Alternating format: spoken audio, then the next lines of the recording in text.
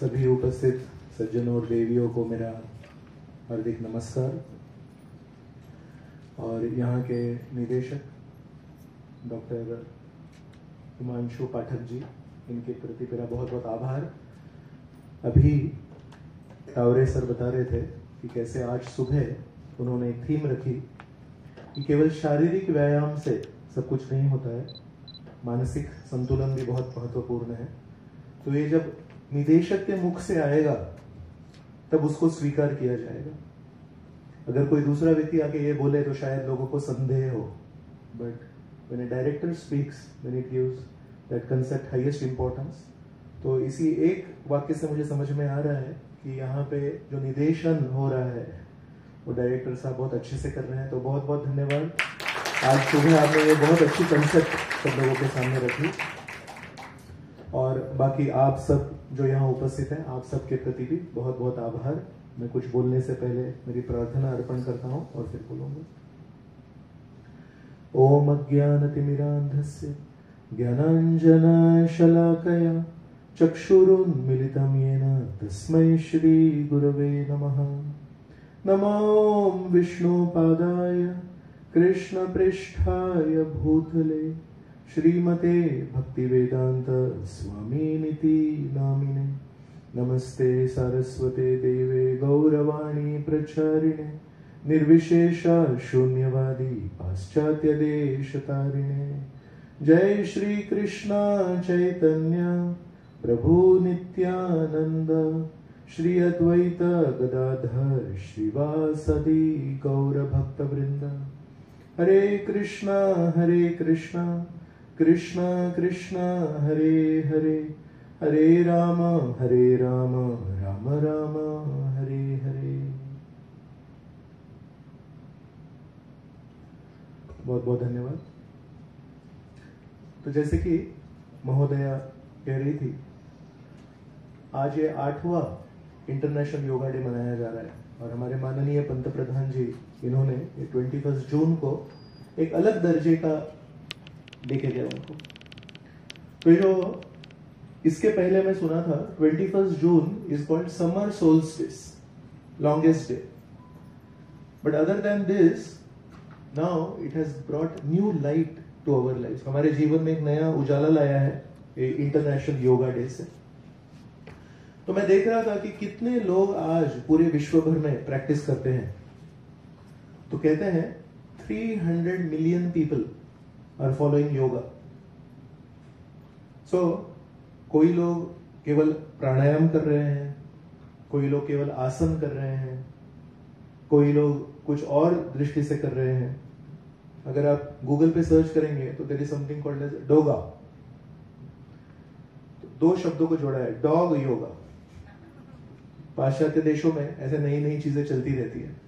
इतने कुत्ते हैं लोगों के पास, तो लोगों को लगता है कि मैं योगा करूंगा तो अपने कुत्ते के साथ करूंगा, तो उन्होंने डॉग और योगा को कंबाइन कर दिया, डॉगा कर दिया। तो बहुत कुछ चलता रहता है इस दुनिया में। तो हमको पता होना चाहिए कि ये योगा का कंसेप्ट क्या है। तो सोचिए, अगर हम शारीरिक व्यायाम रोज करें, बारामती में बहुत सारे जिम हैं, बच्चों को भी कभी कभी सुबह स्कूल के पहले दौड़ाते हैं, तो क्या ये काफी है? सिर्फ फिजिकल हेल्थ होना अच्छा काफी है? WHO वर्ल्ड हेल्थ ऑर्गेनाइजेशन पूरे वैश्विक स्तर पे हेल्थ की परिभाषा देती है। तो बोलती है complete health means physical, mental and spiritual health. तो ये कोई आध्यात्मिक संस्था नहीं है, ये तो जानी मानी पूरे विश्व की अच्छी तबीयत रखने वाली संस्था है, लेकिन वो बोलती है फिजिकल, मेंटल एंड स्पिरिचुअल। एक छोटे बच्चों में मैं देखता हूं आजकल कि हाथ में मोबाइल होता है, और 2 साल पहले तक माता पिता हमेशा बच्चों को बोलते थे कि भैया तू मोबाइल से दूर रह, लेकिन कोविड ने सब बदल दिया। तो 2 सालों में ऑनलाइन क्लासेस चल रहे थे, तो जो माता पिता पहले अपने बच्चों को बोलते थे आप मोबाइल से दूर रहिए, उन्होंने ही नया मोबाइल खरीद के अपने बेटे के हाथ में दिया, बेटी के हाथ में दिया। सो साइकियाट्री में एक डिसऑर्डर है, उसको बोलते हैं attention deficit hyper activity disorder, ADHD। कभी कभी उसको शॉर्ट में बोलते हैं ADD। तो इस सेशन के बाद में आप गूगल पे सर्च कर सकते हैं। तो बेसिकली अगर ये किसी को हो जाए तो 20-25 सेकेंड्स से ज्यादा वो व्यक्ति किसी चीज पे फोकस नहीं कर सकता। YouTube वीडियोस हम लोग सब देखते हैं। लेटेस्ट एडिशन अभी YouTube में क्या हुआ है, एक कंसेप्ट है YouTube शॉर्ट्स। YouTube शॉर्ट्स मतलब 30 सेकेंड्स का वीडियो होता है वो, तो 30 सेकेंड्स में कुछ हो जाता है, फिर उसको स्क्रॉल करते हैं। जब मैं प्रवास करता हूँ, काफी प्रवास करता हूँ, तो उसमें देखता हूँ सारे युवक और सारे युवतियां इस YouTube शॉर्ट्स में ऐसे ऐसे फिंगर करते रहते हैं और घंटों घंटों YouTube शॉर्ट्स देख रहे हैं। तो इसका एक प्रभाव क्या है, परिणाम क्या है? कोई भी एक चीज हम 30 सेकंड से ज्यादा फोकस करना कठिन हो रहा है अभी। 10 साल पहले एक सर्वे किया था, तो उसमें फाइंड आउट किया कि उस समय 10 साल पहले maximum duration of focus was 40 minutes. 40 minute से ज्यादा अगर कॉलेज में लेक्चर हो रहा है, 40 मिनट से ज्यादा अगर स्कूल में कोई लेक्चर हो रहा है, तो बच्चे सुन ही नहीं पा रहे थे। आज क्या है मालूम है वो? आज इट इज 1.5 और 2 मिनट्स। एक दृष्टि से हमारी तो बहुत प्रगति हो रही है। फास्ट 5G इंटरनेट आ रहा है, अभी 4G भी पुराना हो गया, लेकिन इंटरनेट 5G होते होते हमारा स्पीड बहुत कम हो रहा है। Learning curve has dropped. So latest आजकल कंप्यूटर्स में कंसेप्ट है, उसको बोलते हैं आर्टिफिशियल इंटेलिजेंस। सुना होगा आपने। तो एक दृष्टि से मशीन को, कंप्यूटर को हम आर्टिफिशियल इंटेलिजेंस दे रहे हैं, मशीन को बहुत अक्लमंद बना रहे हैं, और मनुष्य को क्या कर रहे हैं? मनुष्य को हम बुद्धू कर रहे हैं। मैं जब कॉलेज में था तो ऐसे कुछ मल्टीप्लिकेशन अगर होता था 365 into 478, तो हम खुद से करते थे वो। अभी आप छोटे बच्चों को अगर पूछोगे, बोलो बेटा 16 into 12 कितना, तो बोलते रुको, वो स्मार्टफोन निकालता है, उसमें कैलकुलेटर का ऐप निकालता है, उसमें कैलकुलेट करता है। तो बच्चे कभी कभी ये जब करते हैं तो माता पिता को बहुत खुशी होती है। माता पिता सोचते हैं आम्ही जेव्हा 40 वर्षाचे झालो तेव्हा आम्हाला फोन मिळाला, तुला 4 वर्षाच्या वयामध्ये फोन मिळाला, खूप छान। लेकिन माता पिता को ये नहीं समझ में आ रहा है कि जब फोन नहीं था, कैलकुलेटर नहीं था, तो सारा गणित हम लोग खुद करते थे। आज छोटा छोटा कैलकुलेशन करने के लिए बच्चों को एक सहायता लेनी पड़ती है, किसी कैलकुलेटर की या कंप्यूटर की या किसी ऐप की। तो एक दृष्टि से प्रगति नहीं है। 9/11 जो अटैक्स हुए थे न्यूयॉर्क में, तो 2 बिल्डिंग्स थे, बड़े टावर्स थे, और उसको प्लेन से क्रैश कर दिया और वो दोनों टावर गिरा दिए। तो ये जो 2 प्लेन चला रहे थे, ये लोग बुद्धू थे क्या? तो समझ में आया कि उनका जब इंट्रोगेशन हुआ, इन्वेस्टिगेशन हुआ, तो समझ में आया कि जिन्होंने वो प्लेन क्रैश किया था, दे वर टॉप स्टूडेंट्स इन यूनिवर्सिटीज। अपने अपने जगह पे जहां भी पढ़ाई किए थे, one of the top students थे, और अमेरिका में आके अमेरिकन स्कूल में पढ़ के, स्कूल ऑफ फ्लाइंग, प्लेन चलाना, उसमें भी टॉपर थे। तो पढ़ाई लिखाई में टॉप थे, प्लेन चलाने की जब परीक्षा ली उसमें भी टॉप थे, और इन्होंने एकदम अच्छे अकलमंद दिमाग से अच्छा अकलमंद प्लानिंग किया, बहुत अच्छे से प्लेन चलाया, उसको बिल्डिंग में मार दिया, और it is one of the biggest terrorist acts. हजारों लोग मारे गए। तो सवाल यह है कि अगर किसी की चेतना, अगर किसी की बुद्धि, अगर किसी का दृष्टिकोण साफ नहीं है, तो क्या ये अच्छा है? Can we just focus on physical health? No. Can we just focus on mental health? No. Then what is health? So then WHO says physical health, mental health and also spiritual health. तो physical health करना सबसे आसान है, gym में जाइए, थोड़ा wait उठाइए, बहुत अच्छी बॉडी बन जाती है। आज फिजिकल हेल्थ करने के लिए भी बच्चे रेडी नहीं है। मेंटल हेल्थ पूरा डाउन है, और स्पिरिचुअल हेल्थ बहुत ही दूर की कंसेप्ट हो गई। तो मैं जब स्कूल में पढ़ता था तो एक मैंने वाक्य सुना था, when wealth is lost nothing is lost. पैसा दोबारा कमाया जा सकता है। डिमोनिटाइजेशन में किसी का पैसा गया, लेकिन उसने मेहनत करके भी पैसा कमा लिया है। When wealth is lost nothing is lost. When health is lost something is lost.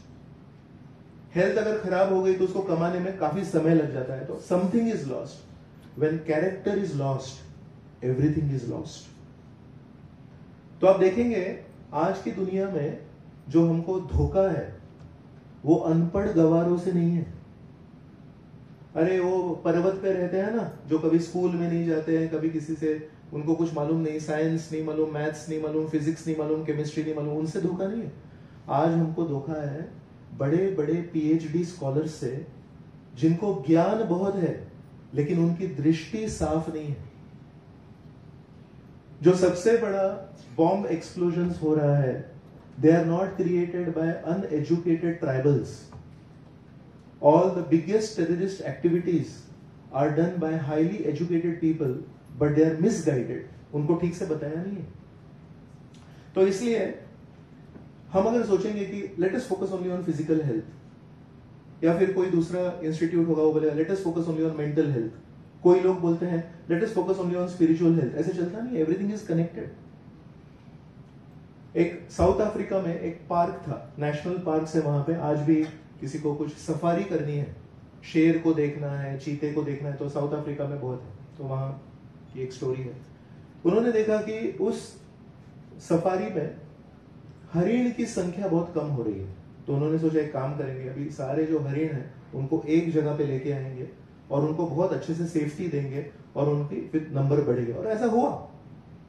उन्होंने पूरा डियर के ऊपर फोकस किया, हरिण के ऊपर फोकस किया, और उन हरिणों की संख्या 7 सालों में तिगुनी हो गई, बहुत बढ़ गए हरिण। तो बोले वेरी नाइस सक्सेस। लेकिन ये जब हरिणों की संख्या बढ़ रही थी तो उन्होंने देखा उधर उसमें से जो नदी बहती थी वो नदी पूरी सूख गई। तो प्रश्न आया कि क्या ये कनेक्टेड है या किसी और चीज के ऊपर निर्भर है। तो फिर किसी एक्सपर्ट्स को लाया तो उन्होंने देखा कि क्योंकि हरिणों की संख्या बढ़ गई तो हरिण वहां का जो घास थी नदी के किनारे वो बहुत खाने लगे, तो घास सब गायब हो गई, पेड़ पौधे सब खाने लगे, इनका नंबर बढ़ रहा है, इनकी खुराक बढ़ रही है, तो ये खाने लगे। तो क्या हो गया, नदी के किनारे जो भी पेड़ पौधे थे, हरियाली थी, वो सब साफ हो गई, और जो छोटी घास होती है या छोटे पेड़ पौधे होते हैं उनके जो रूट्स होते हैं, मूल होते हैं, वो जमीन को पकड़ के रखते हैं। तो जैसे जैसे नदी के बगल में जितने भी पेड़ पौधे थे वो चले गए तो जमीन लूज हो गई, और जमीन लूज हो गई तो पानी जब बहने लगा तो जमीन को, मिट्टी को बहा के लेके गया, तो अभी मिट्टी नहीं बची, तो ऐसे करके वो नदी अभी ड्राई हो गई। इसका मतलब है जब हरिणों की संख्या बढ़ा रहे थे तभी ये ध्यान भी नहीं आया कि इसका इंपैक्ट यहां होगा। आप में से कितने लोगों ने ये सोचा है या ये परखा है, देखा है, चिड़िया होती थी मालूम है, स्पैरो, चिड़िया आजकल कम हो गई, देखा आपने किसने? कौवे बहुत हो गए हैं, कबूतर बहुत हो गए हैं, बाकी पक्षी भी, मैना अभी कम हो गई है। मेरे बचपन में बहुत सारी चिड़िया होती थी, चिमणी मराठी, आता चिमणी दिसत नाहीत। याच्यावर कधी विचार केला की कुठे गेल्या चिमण्या, अचानक मरण पावल्या का, अचानक मर गई सारी चिड़िया। तो जितने भी ये सेलफोन टावर लगाए हैं ना, जैसे जैसे सेलफोन टावर लगा रहे हैं तो उसका जो भी है इंटरनल कॉन्स्टिट्यूशन है चिड़िया का, उसको अफेक्ट करता है वो। So overall sparrow population all over the world, especially where there are many cell phone towers, has gone down. तो जब सेल फोन टावर लगा रहे तब समझ में नहीं आया, बोले ब्रो चिड़िया अभी क्या करना है, चिड़िया हो गई तो हो गई, अभी कम हो गई तो हो गई, क्या कर सकते हैं अभी उसमें। और एक बताता हूं आपको, हनी बी, मधुमाछी, मधुमक्खी, उसके ऊपर डायरेक्ट इंपैक्ट है रेडिएशन ऑफ सेलफोन टावर्स का। तो अभी मैटर सीरियस हो गया, जब तक चिड़िया तक था तभी तक मैटर सीरियस नहीं था। ये जो मधुमक्खी है ये क्रॉस पॉलिनेशन करती है, हमने बायोलॉजी में ये सब सुना है। एक फूल पे जाके मधुमक्खी जब बैठती है, शहद लेती है, तो शहद के साथ साथ वहां का जो पोलन होता है वो उसके पैरों को स्टिक करता है। तो आपको सब एग्रीकल्चर वाले हैं आप। So cross pollination is very important for a good crop, and one of the main factors for cross pollination was honeybees, and one of the major sufferers of the growing internet usage and growing internet towers is the honeybees. अभी सोचिए, जब तक चिड़िया की बात कर रहे थे तो सब लोग, आप लोग एकदम शांत बैठे थे, अभी जब हनीबी के बारे में बोला तो कैसे लग रहा है। तो जब सेलफोन टावर्स लगा रहे थे हम, तभी तक हमको समझ में नहीं आया कि इसकी इतनी बड़ी कीमत चुकानी पड़ेगी हमको कि हनी बी के ऊपर डायरेक्ट इंपैक्ट हो जाएगा उसका। इसका मतलब है जब हरिणों के ऊपर फोकस करते हैं तो पानी के ऊपर फोकस करना पड़ेगा, सोचना पड़ेगा। जब कम्युनिकेशन के बारे में सोच रहे हैं तो ये भी सोचना पड़ेगा कि खाने वाले क्या है आगे, अगर क्रॉस पॉलिनेशन नहीं हुआ तो। इसका मतलब है ये जो सृष्टि है ना, nature, it does not work in an isolated way, it works in a very interconnected way. तो वैसे ही अगर कोई बोले मुझे केवल अपनी तबीयत अच्छी करनी है लेकिन मैं मन की तरफ ध्यान नहीं दूंगा, मेरे कैरेक्टर की तरफ ध्यान नहीं दूंगा, तो it will be a very short sighted approach. 10 साल बाद कुछ ना कुछ बड़ा एक्सीडेंट हो सकता है, तब हमको समझ में आएगा अरे only focus on A limited part is not good. Shri Krishna भगवान भगवत गीता में कहते हैं, बंधुर आत्मात्मनस्तस्य येनैवात्मना जिता अनात्मनस्तु शत्रुत्वे वर्तेतात्मैव शत्रुवत्। तो जिनको संस्कृत समझ में नहीं आते उनको हिंदी में भी बोलता हूं, 2 शब्द थोड़े रिपीट हो गए, बंधु और शत्रु। तो बोलते हैं जिस व्यक्ति का मन उसके नियंत्रण में है उसके लिए उसका मन बहुत अच्छा मित्र है। जैसे अलादीन का चिराग था ना, तो चिराग में से जो जिन निकलता था वो बहुत शक्तिशाली था। तो बोलता था क्या हुकुम आका, तो बोलता था जाओ ये करो, तो झट से करके आ जाता था। तो श्री कृष्ण भगवान गीता में बोल रहे हैं अगर हमारा मन हमारे नियंत्रण में है, जिन जैसा है मन में बहुत शक्ति है। कहते हैं ऐसी एक कंपनी थी अमेरिका में और वहां उनका कोल्ड स्टोरेज था, कुछ फूड प्रोडक्ट्स करते थे शायद। तो कोल्ड स्टोरेज में एक दिन ऐसे हो गया कि वो जो रूम थी कोल्ड, कुछ रिपेयर करने के लिए एक इलेक्ट्रिशियन अंदर आ गया, शाम का समय था, बाकी सब लोग घर चले गए थे। तो ऐसे 6-7 बजे उसने एंट्री मारी और कोई उस ऑफिस में था नहीं या फैक्ट्री में था नहीं, और गलती से वो दरवाजा लॉक हो गया, उसने खोल के रखा था। अभी सब लोग तो चले गए, तो अभी, और ये जो कोल्ड स्टोरेज की रूम है वो थिक वॉल होती है इंसुलेशन के लिए, तो अंदर से वो थोड़ा सब रिपेयर करके चिल्ला रहे, अरे खोलो, कोई तो खोलो। किसने खोला नहीं वो रूम, सब लोग चले गए और अंदर ठंड, ऐसा उसको लग रहा था कि बहुत बढ़ रही है, अभी क्या करूं मैं। सो अगले दिन वो कोल्ड स्टोरेज रूम, उसका रेगुलेटेड टेम्परेचर था -20 होना चाहिए था। तो अगले दिन जब उन्होंने रूम खोला तो देखा कि वो व्यक्ति अंदर जो था वो चला गया था, शरीर छोड़ दिया था उसने, मृत्यु हो गई थी उसकी। लेकिन सबसे बड़ा शॉक क्या था कि temperature inside that cold storage room was room temperature, it was not -20। तो ऐसे कैसे हो गया फिर? तो देखा कि इसने जब वो कुछ रिपेयर कर रहा था तो गलती से एक वायर उससे निकल गई थी और उस वजह से वो जो भी रेफ्रिजरेशन था वो फेल हो गया था, स्विच ऑफ हो गया था। तो उसने जब प्रवेश किया तो -20 था और धीरे धीरे रात भर वो टेम्परेचर बढ़ गया, नॉर्मल टेम्परेचर पे आ गया। तो फिर इसकी मृत्यु कैसे हो गई? ये अंदर ही अंदर सोच रहा था, हाय मैं तो मर गया, मैं तो फंस गया, क्योंकि अभी ये रूम कोई खोलेगा नहीं, अगले दिन सुबह सब लोग आएंगे, तब तक अगर -20 में मैं रहूं तो मेरा क्या होगा। It was more a mental death than a physical death.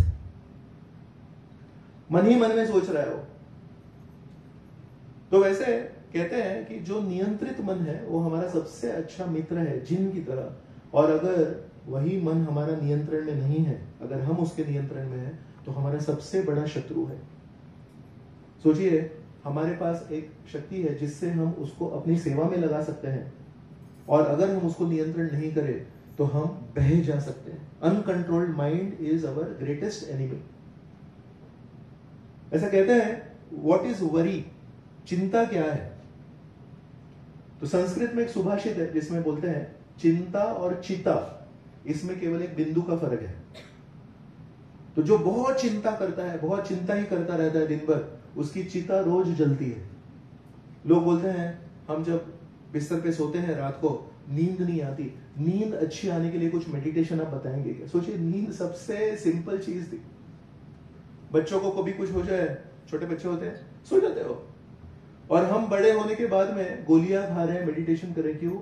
सबसे आसान चीज है वो नींद, वो हमारे लिए अभी दुर्लभ हो गई। और इंग्लिश में बोलते हैं, व्हाट इज वरी?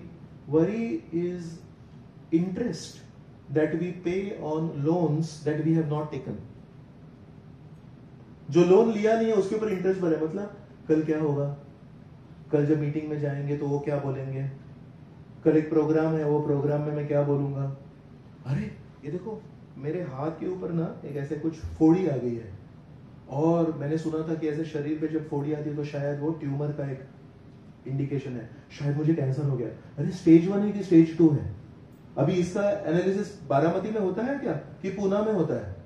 आज शायद मुझे बॉम्बे जाना पड़ेगा, लेकिन बॉम्बे जाने के लिए तो बहुत खर्चा लगता है।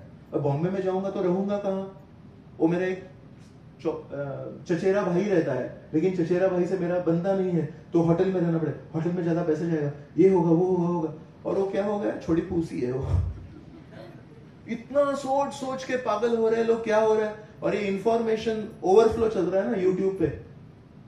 तो आजकल किसी डॉक्टर के पास जाते हैं कोई पेशेंट, तो डॉक्टर बोलता है अगर आप मेडिकल फील्ड के नहीं हैं तो पर विजिट का 100 रुपया कंसल्टेशन, अगर आप मेडिकल फील्ड के हैं तो 200 रुपया, अगर आप गूगल देख के आए हैं तो 500 रुपया। क्योंकि किसी को कुछ बीमारी हो तो पहले ही गूगल पे जाके वो सर्च कर लेता है, डॉक्टर को बोलता है डॉक्टर मला हे झालंय आणि मला हे औषध लिहून द्या, म्हणजे तूच जा। नाही, तुमचं ते रायटिंग पॅडवर असं प्रिस्क्रिप्शन पॅडवर लिहिलेलं तो एक्सेप्ट करतो, माझ्याकडून एक्सेप्ट नहीं करतो। तो जो पहले से ही सीख के आया उसको भी क्या दवाई देंगे? तो वैसे we are worrying for things that have not happened, है कि नहीं? सो ये वरीइंग भी हमको बहा के लेके जा रहा है। So that's why it's very important to understand yoga. What is yoga? Patanjali मुनि थे, इसलिए ये जो अभी योग बता रहे हैं रामदेव बाबा जी, उनके भी ब्रांड का नाम है पतंजलि। तो एक पतंजलि ऋषि थे, उन्होंने योग सूत्र लिखा है, उधर से ये सब योगा शुरू हुआ है। तो उसके 4 भाग हैं। उसका जो दूसरा भाग है वो है साधना पाद, साधना कैसे करनी है योग मार्ग में, वो लिखा है उसने। तो उसका जो पहला सूत्र है साधना कैसे करनी है, उसका पहला सूत्र पतंजलि सूत्र में है। पतंजलि ऋषि बोल रहे हैं तपः स्वाध्याय ईश्वर प्रणिधानानि क्रिया योगात्। बोल रहे हैं हम जब भी कुछ योग करेंगे उसके 3 भाग होने चाहिए। एक है तपः, तपः मतलब शारीरिक थोड़ा तकलीफ देना चाहिए। एक है स्वाध्याय, स्वाध्याय मतलब हमेशा जो पढ़ा है उसको याद करके उसको आकलन करना चाहिए। और तीसरा भाग है ईश्वर प्रणिधानानि।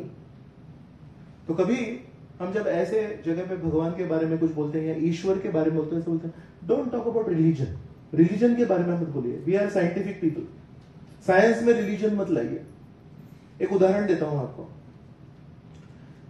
एक कार चल रही थी और उस कार को जानने के लिए एक दूसरा जो व्यक्ति था उसने बोले एक कार कैसे चल रही है? बोले simple, the wheels are turning.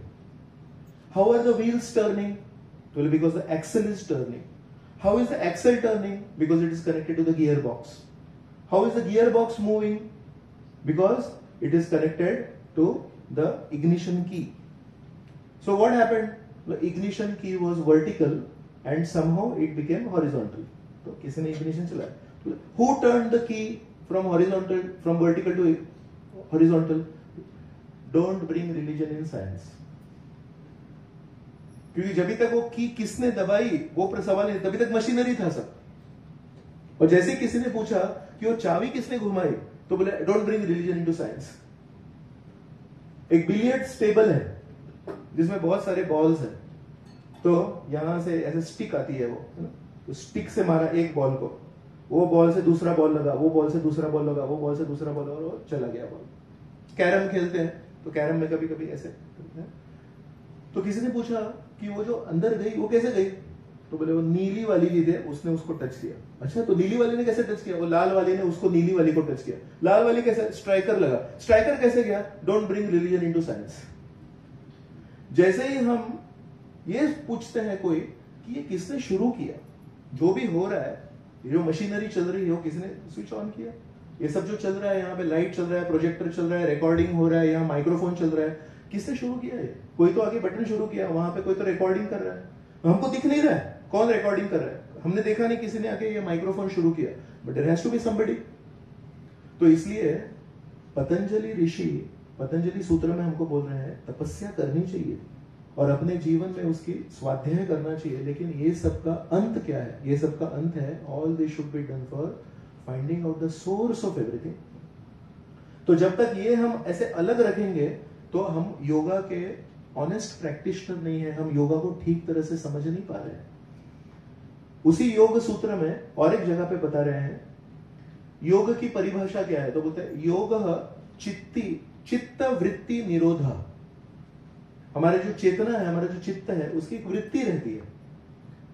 कोई सत्व गुण में है, कोई तमो गुण में है, कोई रजोगुण में है। कोई व्यक्ति है वो हमेशा मदद करने की इच्छा रखता है, कोई व्यक्ति है वो हमेशा स्वार्थी रहता है, कोई व्यक्ति है उसको ना स्वार्थ है ना कुछ है, उसको सोना है केवल। तो चित्त वृत्ति निरोध मतलब हमारी जो नैसर्गिक अंदर से जो आवाज आती है, अरे छोड़ दे, कुछ फर्क नहीं पड़ता है, किसी की मदद करने की जरूरत नहीं, किसी का कुछ भला करने की जरूरत नहीं, उसको निरोध करना है, उसको दबाना है।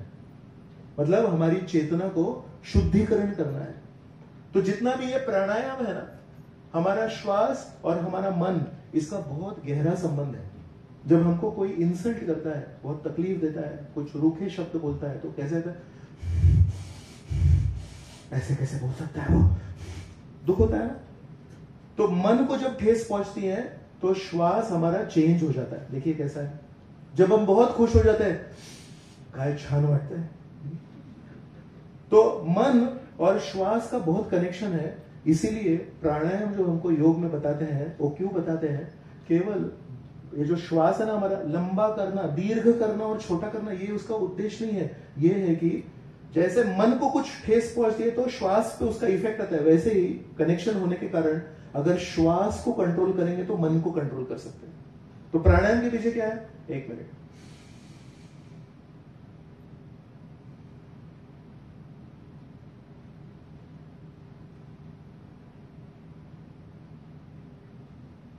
श्वास लेते समय इतना ही समय लगा, लेकिन छोड़ते समय इतना। तो ऐसा अगर करूंगा तो मैं श्वास शक्ति को मेरी कंट्रोल कर रहा हूं, और क्योंकि मैं श्वास शक्ति को कंट्रोल कर रहा हूं तो उसके द्वारा मैं अपने मन के ऊपर नियंत्रण कर रहा हूं।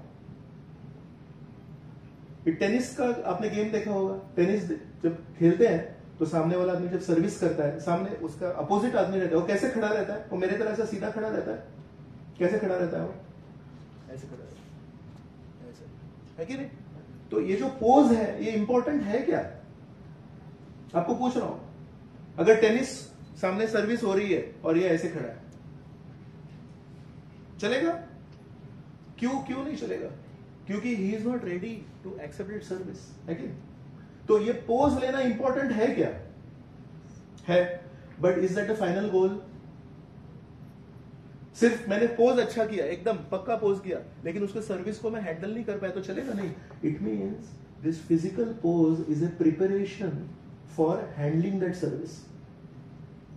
तो पोज भी इंपॉर्टेंट है और वो जो सर्विस आ रही है वहां से बॉल की, वो लेना भी इंपॉर्टेंट है, लेकिन दोनों में वो हमेशा फाइनली ऐसा है, और मैं बहुत स्मार्ट हूं, झट से ऐसा कर सर्विस कर लिया तो कोई प्रॉब्लम नहीं है। But a good pose helps me receive the service properly and play tennis properly. Weight lifting करते हैं, हमने बहुत देखा है, तो बड़े बड़े वेट लिफ्टर्स है, बहुत स्ट्रांग है, क्या वो पैरों को ऐसे पास में रख के कभी वेट लिफ्टिंग करते हैं? आपने हमेशा देखा होगा, हमेशा ऐसा रहता है, ठीक है। एक उसका ब्रेथ कैसे लेना है, श्वास लेने के बाद में श्वास को लॉक करते हैं अंदर, और ये जब छोड़ते हैं तो श्वास को भी छोड़ते हैं। कभी अपने घर में आज जाके कुछ हेवी, उतना बड़ा लेने की जरूरत नहीं, कर भी नहीं सकते हम, एक कुछ छोटा ऑब्जेक्ट अगर लीजिए, ऐसे वजनी कुछ ऑब्जेक्ट है, श्वास छोड़ दीजिए और उसको लेने की कोशिश कीजिए, नहीं ले सकते। और दूसरा ट्राई कीजिए कि श्वास लेते लेते लेते लेते उसको ऊपर रखिए और उसको लॉक कर दीजिए, don't exhale, that will give you power to hold it. और जब छोड़ देंगे तो श्वास को भी छोड़ दीजिए, और इसको पकड़ के रखेंगे और श्वास को अगर छोड़ेंगे तो तकलीफ हो जाएगी पकड़ने के लिए। इसका मतलब है ये सब कनेक्टेड है। तो जैसे अच्छा पोज फाइनल चीज नहीं है, लेकिन अच्छे पोज से हम टेनिस अच्छे से खेल पाएंगे। जैसे अच्छे से खड़े रहेंगे तो अच्छा वजन उठा पाएंगे, वैसे अच्छा आसन, अच्छा प्राणायाम ये फाइनल गोल नहीं है, लेकिन अच्छा आसन और अच्छा प्राणायाम हमारे मन को नियंत्रित करने में हमको मदद करेगा, हमारी चेतना को नियंत्रित करने में हमको मदद करेगा। एक हठ योग प्रदीपिका है, ये सब जो हम करते हैं उसको हठ योग बोलते हैं। तो हठ योग प्रदीपिका में 4थे अध्याय में श्लोक क्रमांक 7 है, उसमें तो स्पष्ट कहा गया है, अगर हम सारे आसन करें और उन आसनों से हमारे मन को नियंत्रित करने की अगर हम प्रयास नहीं करें तो ये सारे आसन हमको सही इफेक्ट नहीं देंगे। तो ये अष्टांग योग बोलते हैं ना, अष्टांग योग के 8 अंग है। यम, नियम, आसन, प्राणायाम, प्रत्याहार, धारणा, ध्यान, समाधि। स्टेप बाय स्टेप प्रोसेस है। शुरू कहां से होता है? यम नियम से। यम मतलब क्या करना है, नियम मतलब जो नहीं करना है। तो पहले यम नियम सीखना है, फिर आसन सीखना है, फिर प्राणायाम, फिर प्रत्याहार। प्रत्याहार मतलब आंखों की इच्छा है हमेशा अच्छा देखना, नाक की इच्छा है हमेशा अच्छा सूंघना, जीवा की इच्छा है हमेशा अच्छा अच्छा खाना। इसको हमको कंट्रोल करना है, उसको बोलते हैं प्रत्याहार। प्रति आहार, इसका मतलब है जीभ ललचाएगी, खाना खाने के बाद भी अगर कोई जिलेबी लेके आया थोड़ा खा ही लेता हूं, लेकिन हमको उस समय कंट्रोल करना है। बोला नहीं, अगर मेरा खाना हो गया, दोपहर का खाना खा लिया, तो ये एक्स्ट्रा है मेरे लिए, जरूरी नहीं है, ये किसी और के लिए है, जिसने अभी तक खाना नहीं खाया उसको खाने दीजिए। तो फाइनली जब हम अपने कैरेक्टर के ऊपर काम करते हैं, जब अपने चित्त के ऊपर काम करते हैं, उस समय ये सारे आसन हमको बहुत मदद करेंगे, ये सारा प्राणायाम हमको बहुत मदद करेगा। तो हमको योग किस दिशा में लेके जा रहा है? शुरुआत हो रही है आसन से, फिर हमको प्राणायाम सिखा रहे हैं, फिर हमारे चित्त वृत्ति निरोध, चित्त को हम कंट्रोल कर रहे हैं, और धीरे धीरे धीरे धीरे समाधि तक लेके जा रहे हैं। तो जब कोई व्यक्ति योग की ये पूरा सीक्वेंस बताएगा, then that is complete yoga. It starts with good asana. तो जो आसन सिखा रहा है बहुत अच्छा काम कर रहा है, बहुत जरूरी काम कर रहा है, लेकिन that is not a final goal.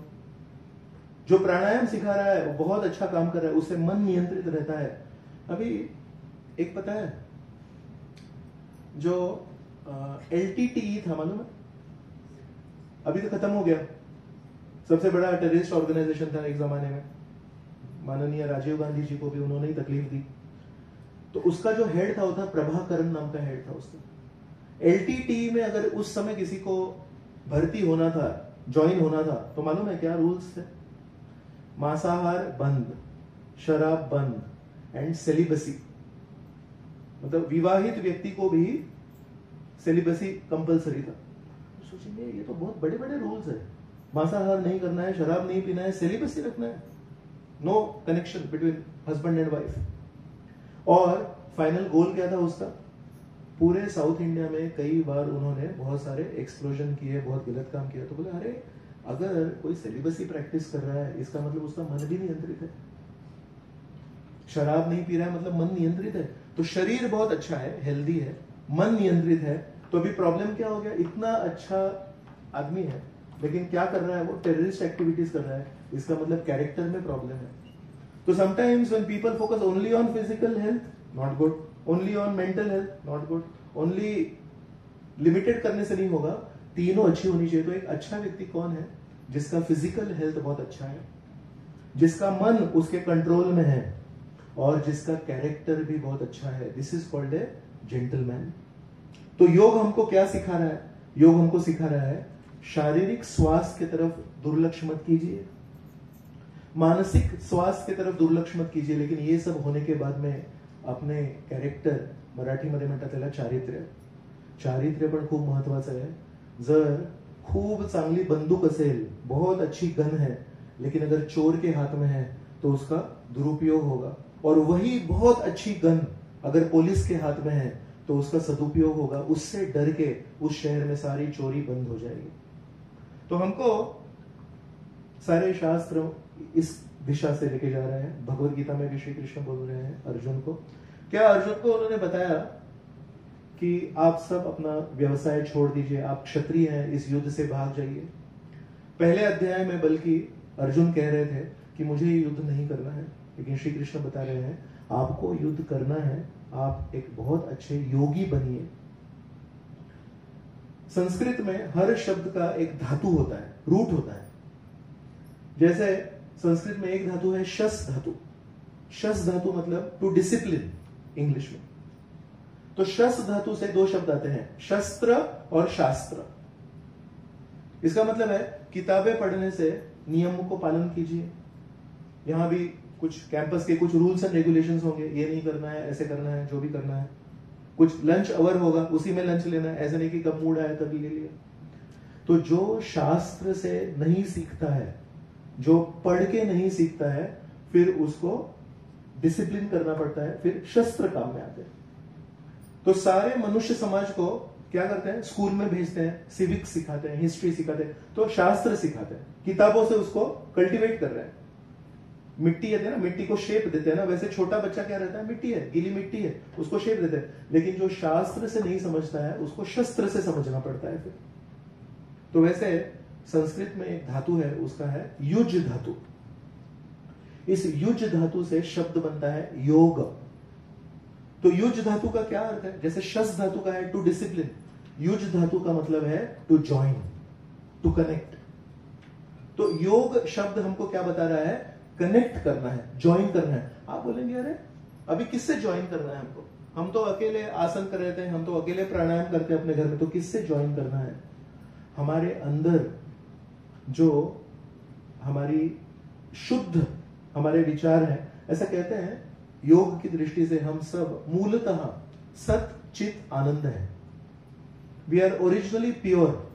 लेकिन जैसे लोहा जब बरसात से संपर्क में आता है तो उसके ऊपर जंग चढ़ जाता है कि नहीं, वैसे हमारे ऊपर भी इस दुनिया में अलग अलग लोगों से जब मिलना जुलना होता है, विचारों का आदान प्रदान होता है, कुछ पढ़ते हैं, कुछ सुनते हैं, तो शुद्ध चेतना के ऊपर एक आवरण आ जाता है। तो योग मार्ग में क्या करना है, वो जो ऊपर आवरण आया है उसको धीरे धीरे हमको साफ करना है। तो इसलिए धीरे धीरे ये साफ करेंगे, उसके बाद में क्या करेंगे, तो कहते हैं अंदर जो हमारे शुद्ध विचार है उनसे we want to reconnect with our pure reality inside. सबके हृदय में भगवान बैठे हैं, सबके हृदय में परमेश्वर बैठे हैं, हम परमात्मा कहते हैं।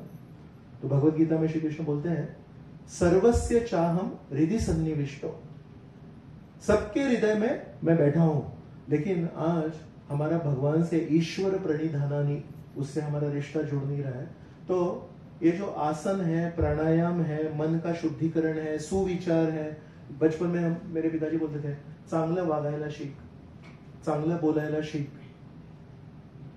मोठ्यांचा आदर करायला पाहिजे। तो ये सब जो चीज है ये क्यों जरूरी है, ये इसलिए जरूरी है, they are not the final thing but they prepare us for the final thing. Final thing है परमेश्वर से, भगवान से रिश्ता जोड़ना। तो जब हम योग मार्ग से अपने शरीर को स्वस्थ रखेंगे, योग मार्ग से अपने मन के ऊपर काबू रखेंगे, तो धीरे धीरे धीरे, गोभी का फूल होता है ना, फूल गोभी, कैबेज, तो कैबेज को ऐसे लेयर्स होते हैं, एक एक लेयर निकालते हैं तो अंदर एक, फिर अंदर एक बॉल मिलता है। तो वैसे हम भी इस दुनिया में जब घूम रहे हैं तो जो भी पढ़ते हैं उसका एक लेयर बन जाता है, कुछ भी सुनते हैं उसका एक लेयर बन जाता है, कभी अच्छा होता है कभी बुरा भी होता है। तो ऐसे एक एक लेयर हमारे ऊपर चढ़ा है, वो एक एक लेयर हमको अगर निकालना है तो फिर हम अंदर जो शुद्ध है वो हमको मिलेगा। तो अंदर का जो धन है, हम सबके अंदर जो धन है उसको मिलने के लिए हमको एक मार्ग दिया है, योग मार्ग। और शुरुआत कहां से हो रही है, आसन से, फिर प्राणायाम से। और ऐसे करते करते पहले शरीर को स्वस्थ रखे। जब हम आसन करेंगे ना तो फ्लेक्सिबिलिटी आएगी शरीर में, फिर आगे प्राणायाम करेंगे तो मन के ऊपर नियंत्रण आएगा, और फिर धीरे एक एक करके उसका जो अंतिम स्तर बताया है वो है समाधि। समाधि मतलब जब हम हमारी चेतना को भगवान की, परमेश्वर की चेतना से हम एक करते हैं, उसको बोलते हैं समाधि। समाधि मृत्यु के पहले भी हो सकती है। अगर कोई व्यक्ति हमेशा भगवान की सेवा में है, हमेशा भगवान के जो शिक्षाएं हैं उसमें लीन है, तो उसको भी समाधि बोलते हैं। ऐसा नहीं कि समाधि केवल मृत्यु के बाद में ही होगी। इसका मतलब है हमको आसन बहुत अच्छे से करने चाहिए, हमको प्राणायाम बहुत अच्छे से करना चाहिए, और ये सब करके हमारा क्या फायदा होगा कि हम धीरे धीरे शुद्ध बनेंगे, एक अच्छे व्यक्ति बनेंगे। और इस समाज में आज अच्छे व्यक्तियों की बहुत बड़ी जरूरत है, बुद्धिमान लोगों की बहुत जरूरत है। लेकिन बहुत सारे बुद्धिमान लोग हैं जो अपनी बुद्धि को गलत कार्य में लगा रहे हैं। आज केवल बुद्धिमान लोगों की जरूरत नहीं है, तो संतुलित मन वाले लोगों को भी जरूरत है। लेकिन संतुलित मन वाले लोग भी बहुत सारी तपस्या करते हैं लेकिन गलत दिशा में करते हैं। तो स्वस्थ शरीर भी होना चाहिए, संतुलित मन भी होना चाहिए, और हमारी जो चेतना है वो बहुत शुद्ध होनी चाहिए। इसलिए आज हम इंटरनेशनल योगा डे मना रहे हैं। तो international yoga day is a good opportunity to reflect. हम अपने मन में ये सोच सकते हैं कि क्या मेरा शरीर स्वस्थ है, अगर नहीं है तो वहां से शुरुआत करनी चाहिए।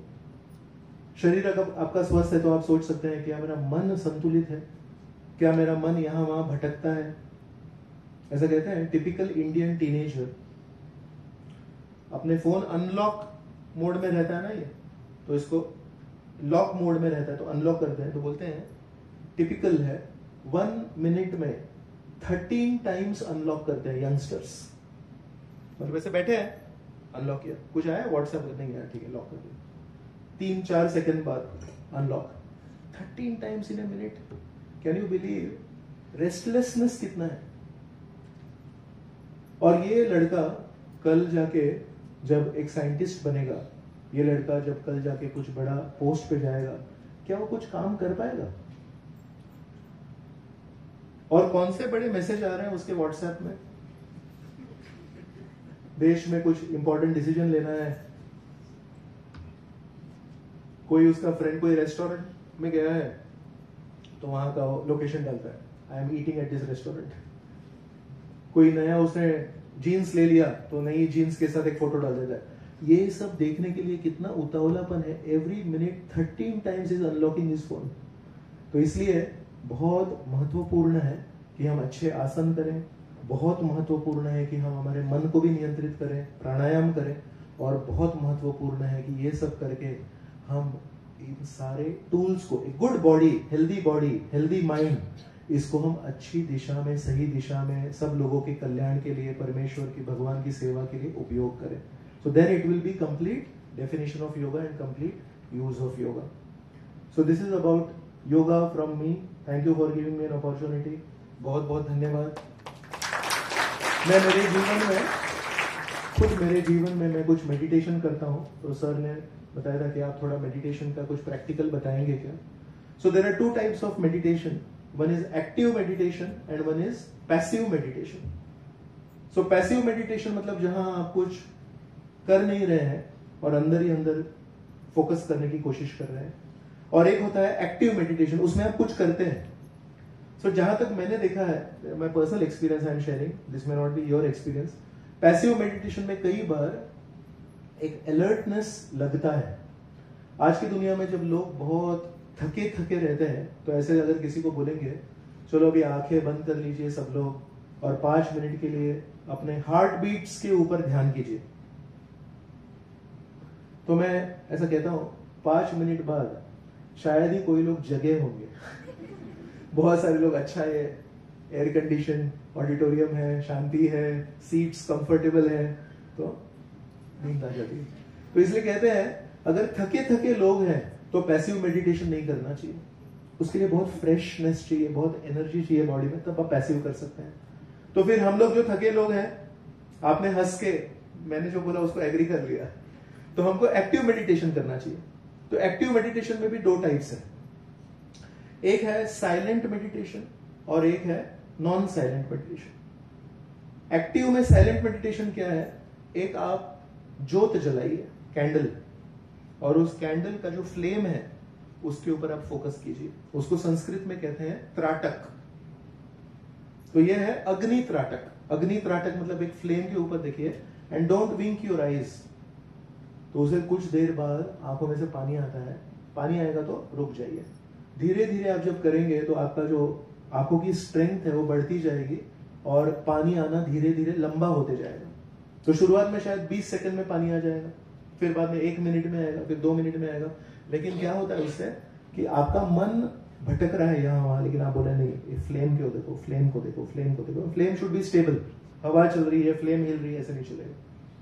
दूसरा होता है बिंदु त्राटक। बिंदु त्राटक मतलब ऐसे कुछ दूरी पे अगर दीवार है, उस दीवार पे अगर ऐसे एक सर्कल ड्रॉ कीजिए, या फिर एक पेपर में प्रिंट आउट लेके पेपर लगा दीजिए, और एक ऐसे सर्कल है, तो सर्कल को फोकस करना है। उसमें भी कुछ समय बाद आंखों में से पानी आता है, जैसे ही पानी आता है रुक जाइए, तो फोकस कर रहे हैं आप। और एक है जो एक्टिव मेडिटेशन में नॉन साइलेंट है, ये जो 2 बताया मैंने वो साइलेंट है। एक है कि कुछ आप आवाज कीजिए और उस आवाज के ऊपर फोकस कीजिए। जैसे हम जब सोए रहते हैं तो कोई बहुत अच्छा पकवान बना रहा है, हमारी मम्मी हमारे लिए कोई बना रही है, लेकिन हम सोए हैं तो कुछ फर्क नहीं पड़ता है। So this sense nose is also sleeping when we are sleeping. उधर अच्छी जिलेबी तल रही है, लेकिन अगर हम सोए हैं तो कुछ फर्क नहीं पड़ता। अगर हम सोए हैं और कोई हमको ऐसे स्पर्श करे, उठ जा, तो भी कई बार कुछ फर्क नहीं पड़ता। अगर हम सोए हैं, किसी ने ऐसे पर्दा खोल दिया और सूरज की रोशनी आ गई, तो भी कई बार फर्क नहीं पड़ता। लेकिन अगर वहां पे जोर से अलार्म टिक टिक टिक टिक टिक टिक टिक टिक, तो सब लोग उठ जाते हैं।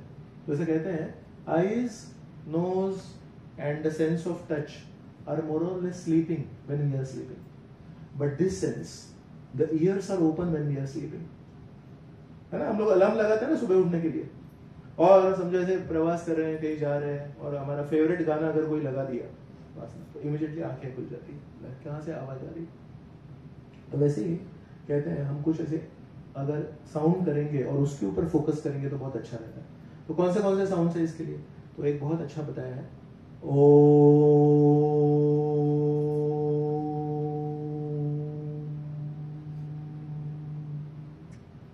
हम जल्दी से बोलते हैं, ओम बोलते हैं, क्योंकि उसको ओ,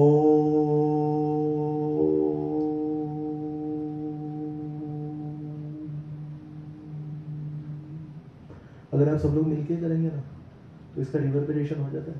मैं तो अकेला कर रहा हूँ। मैं जो अपनी खुद की निजी जिंदगी में करता हूँ, मैं एक मंत्र बोलता हूँ, जैसे ओम एक ध्वनि है, वैसे मैं भी एक मंत्र बोलता हूँ, उसके ऊपर मैं फोकस करता हूँ। तो रोज सुबह मैं ये मंत्र बोलता हूँ, हरे कृष्ण कृष्ण कृष्ण हरे हरे, हरे राम राम राम हरे हरे। और ये जो ध्वनि है ये भगवान से अभिन्न है, क्योंकि ये भगवान का नाम है। कृष्ण और राम ये भगवान का नाम है। तो इसको जब मैं बोलता हूँ तो अपने मुंह से बोलता हूँ, हरे कृष्ण कृष्ण कृष्ण हरे हरे, हरे राम राम हरे हरे। और इसको जब बोल रहा हूँ तो मैं जो बोल रहा हूँ उसको ध्यान पूर्वक सुनने की कोशिश करता हूँ। तो this also another type of meditation. अभी कोई बोलेगा कि मैं कुछ अजीब कुछ साउंड निकालूं, मैं बूम बूम बूम ऐसे बोलूं और इसको मेडिटेट करूं, तो दिस इज नॉट रिकमेंडेड। कोई भी साउंड में वो शक्ति नहीं रहती है। ओम जो साउंड है उसमें स्पेशल शक्ति है। कृष्ण राम ये जो ध्वनि है इसमें बहुत स्पेशल शक्ति है। तो बहुत सारे ऋषि मुनि जो है वो हमेशा ओम बोलते हैं या फिर भगवान का नाम लेते हैं। अभी कुछ दिनों में यहाँ पे बारामती में दिंडी आएगी, है कि नहीं? अभी देहू से, आनंदी से आज निकलेगी और फिर कुछ दिनों में पंढरपुर पहुंचेगी। तो बारामती में भी 28 तारीख को आने वाली है। तो ये लोग क्या करते रहते हैं? दिंडी में जो लोग भी चलते रहते हैं वो क्या करते रहते हैं? वो चुपचाप बैठे रहते हैं क्या? राम कृष्ण हरि जय जय राम कृष्ण हरि जय जय राम। कितना चल के जा रहे हो? देहू से वहां तक चल के जाते हैं, धूप है, खाने को नहीं, पीने को नहीं, लेकिन केवल राम कृष्ण हरि ये 3 शब्द बोल के उसमें अच्छे से नृत्य करके उसमें संगीत वगैरह देके खुश है वो लोग।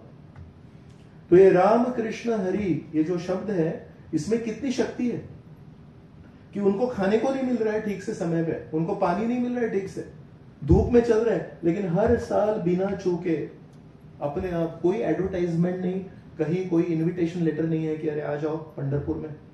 और कहीं बिलबोर्ड देखा आपने, जो इस वारी में भाग लेंगे, दिंडी में भाग लेंगे, उनको कुछ प्राइज मिलेगा। सालों साल लोग अपना घर छोड़ के सही समय पे चलते चलते राम कृष्ण हरि बोलते बोलते विट्ठल के दर्शन के लिए चलते हैं। तो कोई कोई जो ध्वनि है उसमें बहुत पावर है। तो वैसे ये राम कृष्ण हरि में पावर है। तो मैं अपने जीवन में हरे कृष्ण कृष्ण कृष्ण हरे हरे, हरे राम राम राम हरे हरे, इस ध्वनि को मैं बोलता हूँ और उसी को ध्यान देता हूँ। तो this is a practical from my side which I am doing my self. तो बहुत बहुत धन्यवाद। I am really grateful to the organizers here for giving me a chance to speak on yoga, the concept of yoga, and I'm also grateful to all of you. आप सब लोग यहाँ पे उपस्थित हैं और इतना ध्यान पूर्वक मुझे रेसिप्रोकेशन दे रहे हैं, तो आप सबके प्रति भी मैं बहुत बहुत कृतज्ञ हूँ। बहुत बहुत धन्यवाद।